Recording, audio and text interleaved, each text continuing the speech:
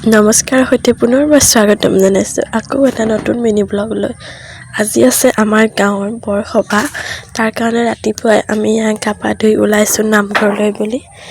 প্ৰথমে কুৰ্তি পিন্ধিয়ে গৈ নামঘৰত চাকি দি থৈ আহিলোঁ।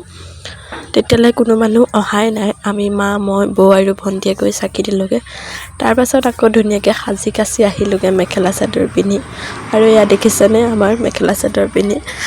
প্ৰথম আহোঁতেতো মানুহ নাছিলে আৰু এইবাৰ আহোঁতে দেখিছেনে একেবাৰে ভিৰ হৈ আছে।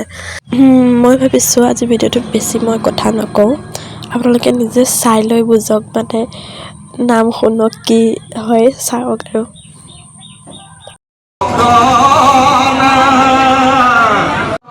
হৰি ৰাম ৰাম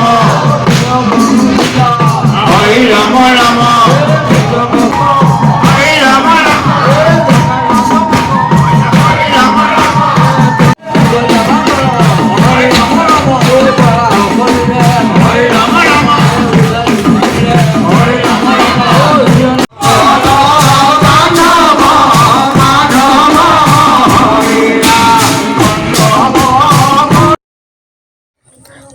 পিছে কথা নকওঁ নহয়, এয়া দেখিছেনে আমি ফটো ছেশ্যন এটা আৰু পাতি ল'লোঁ, কাৰণ ফটো কেইখনমানতো লাগিব ষ্টেটাছ দিবলৈ, নহয় জানো?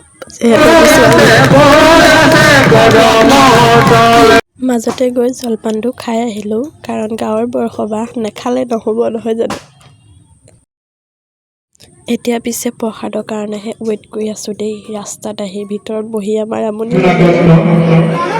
তেওঁ বিজ্ঞান বিষয় লেটাৰ নম্বৰ সহ প্ৰথম বিভাগত ৭২ নম্বৰে উত্তীৰ্ণ হৈ গাঁওখনলৈ কঢ়িয়াই আনিছে তেখেতক।